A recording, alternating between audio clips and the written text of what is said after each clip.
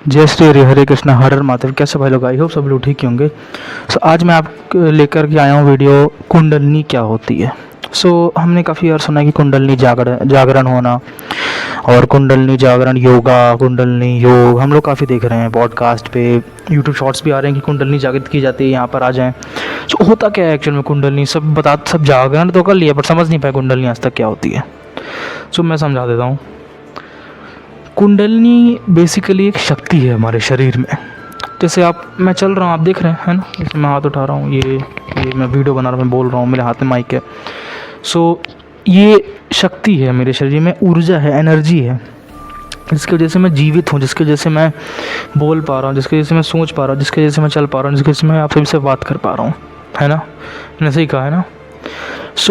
यही शक्ति, अगर मैं सही की शक्ति को एक जगह पर कंसंट्रेट कर दूं, ठीक है, एक किसी जगह पर कंसंट्रेट कर दूं और फिर उस कंसंट्रेटेड एनर्जी को ऊपर की तरफ ले आऊं, मतलब समझो, फॉर एग्जांपल मैंने अपनी इस एनर्जी को कंसंट्रेट किया, सारे शरीर की ऊर्जा का मंथन करके सिर्फ एक पॉइंट पे, यानी मेरे इस हाथ पे यहाँ पर कंसंट्रेट कर दिया सारी एनर्जी शरीर की, और फिर उसको मैं चलाऊँ इधर से उधर। ये समझ पा रहे हो कितना लग रहा है कि मैंने शरीर की सारी एनर्जी किसी जगह पर कॉन्सेंट्रेट की और फिर उसको ऊपर बढ़ाया।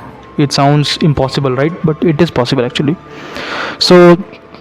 यही इसे, अच्छा भाई, कॉन्सेंट्रेट करें तो करें क्या? हर जगह कॉन्सेंट्रेट कर सकते हैं? एक्चुअली नहीं कर सकते हर जगह कॉन्सेंट्रेट। हमारे शरीर में कुछ पॉइंट्स होते हैं, जैसे ये पॉइंट हो गया, ये पॉइंट है, ऐसा ना, ABC पॉइंट मैथ में पढ़ा होगा, है ना? मैं तो मैथ का स्टूडेंट हूँ तो मैं बता सकता हूँ, पॉइंट ABC है ना। तो वैसे शरीर में हमारे पॉइंट्स दिए गए जहाँ पर हम कुंडलनी को कंसंट्रेट कर सकते हैं, उस एनर्जी को कंसंट्रेट कर सकते हैं और फिर उसको कंसंट्रेट करके हर जगह बढ़ा सकते हैं? नहीं, फिर एक स्पेसिफिक एरिया पर कंसंट्रेट करके हम लोग स्पेसिफिक डायरेक्शन में बढ़ा सकते हैं, ठीक है? कौन कौन से डायरेक्शन है? 2 डायरेक्शन है, ऊपर या नीचे। अच्छा, क्या है समझाओ तो ज़रा, मैं समझा देता हूँ। इमेजिन करो, इमेजिन नहीं, चलो मैं तुमको दिखा देता हूँ। मेरे इस हाथ में एक फ़ोटो आ रही होगी, आप देख सकते हैं यहाँ पर, ये इसमें आप बताए तो ये हमारे शरीर में 7 चक्र होते हैं। सबसे पहला होता है, जैसे मतलब सबसे ऊपर होता है सहस्रार, ये अजना, विशुद्धि, अनाहत, मणिपुर, स्वाधिष्ठान और फिर हमारा रूट चक्र। मैं गलत बोल सकता हूँ बट सॉरी, मुझे याद नहीं है, बट ये कुछ शरीर के चक्र होते हैं, आप देख लेना अगर गलती हुई होगी तो। इन पर हम कंसंट्रेट कर सकते हैं तो हमें, अच्छा भाई कंसंट्रेट कर दिया पर मिल क्या रहा है? क्या मिल रहा है इनसे कंसंट्रेट करके? समझा रहा हूँ, रुक जाओ। ये हम नीचे से रूट चक्र से ऊपर लाते हैं, ठीक है? रूट चक्र से ऊपर लाया जाता है, जैसे स्वाधिष्ठान मिला है, अनाहत, विशुद्धि, अजना, सहस्रार। सहस्रार सबसे ऊपर होता है, क्राउन चक्र जिसे बोलते हैं। मूलाधार होता है सबसे नीचे, मूलाधार, स्वाधिष्ठान, अनाहत, विशुद्धि, अजना और सहस्रार। ये एक्चुअली में 7 चक्र होते हैं, मैं शायद एक नाम भूल रहा हूँ। इन्हें हमें सिद्धियाँ मिलती हैं कुछ इससे, और ठीक है, ये ऊपर साइड हो गया। नीचे देखो, कुंडलनी ऐसी बैठी है, कुंडलनी को ऊपर मुंह किया तो वो ऊपर जाएगी, बट अरे कुंडलनी का मुंह नीचे हो गया, तब क्या होगा? तब इतनी भयानक हालत हो गया, उसे कहा जाता है शास्त्रों में कि जिसकी कुंडलनी का मुंह नीचे हो गया वो भयानक मतलब विषय भोगी बनेगा, वो वैश्यवास करेगा, वो दारू पिएगा, सिगरेट पिएगा, ये सब पिएगा। और बता दो, कुंडलनी जागरण का जो योगा होता है ना, वो सबसे खतरनाक होता है योग में। हठ योग के मार्ग में ये सब चीज़ें आती हैं, ये सबसे भयानक होता है। इसे करने के लिए बड़े बड़े योगी भी बहुत मतलब मुश्किल से करते हैं। सिद्धि जैसे हम कहते हैं चक्रों की, जागरण कर लिया ऊपर नीचे करो तो वो सिद्धि नहीं होती है। ये गुरु के सानिध्य में किया जाता है। ये सांप की तरह होता है एक्चुअल में, ऊपर हमारे रीढ़ की हड्डी में ऊपर ऐसे ऐसे रेंगता है ये सांप की तरह। और जब सबसे मैं बताता हूँ, ये जो होता है हमारा अजना, ये 3rd आई होता है एक्चुअल में, ठीक है? तीसरी आँख होता है। इसे अगर कर लिया जाता है तो कुछ इसमें दृष्टियाँ मिलती हैं, दिव्य दृष्टि, त्रिकाल दृष्टि, भाव दृष्टि, स्वप्न दृष्टि, ये सब दृष्टियाँ मिलती हैं। और इनके ऊपर लेयर हटानी पड़ती है, मैं लेकर भी आ जाऊँगा हर एक, लेकिन इसमें मैं थर्ड आई की साधना लेकर के भी आ जाऊँगा नेक्स्ट वीडियो में कि इन चक्र को जागरण कैसे किया जाता है। तो ये खाली एक्सप्लेनेशन वीडियो है एक, ठीक है। तो कुंडलनी शक्ति एक्चुअल में क्या है? कुंडली शक्ति अगर मैं एक कंक्लूजन पर लेके आऊँ तो कुंडली शक्ति कुछ नहीं है, एक अपने शरीर की ऊर्जाओं को ऊपर ले जाना, हर जगह कंसंट्रेट करके हमारे चक्रों को जागृत तो मैं नहीं कहूँगा, बट उनके ऊपर से गंदगी हटाना, धूल हटाना चक्रों के ऊपर से, जिससे आप अपनी जो कॉन्शियसनेस है उसको अपर स्टेट में ले जा सकें। आप लोगों ने सुना होगा कि ऋषि जब ध्यान करते थे तो उनको वो स्वर्ग पहुंच जाते थे, ब्रह्मलोक पहुंच जाते थे, हमने सुना होगा ये सब चीज़ें, है ना। तो वो इसी के द्वारा पहुंचते थे, उनके हमारे मतलब वो ट्रैवल करते हैं, एस्ट्रल ट्रैवल जिसे हम बोलते हैं, ठीक है। मनोजवन भी हम शायद कहते हैं, मनोजवन शायद, हाँ। तो अगर मैं ये अच्छा फिर हो गया ये ऊपर ले जाएं, फिर नीचे ले जाने से होता क्या, नीचे कैसे जाती है?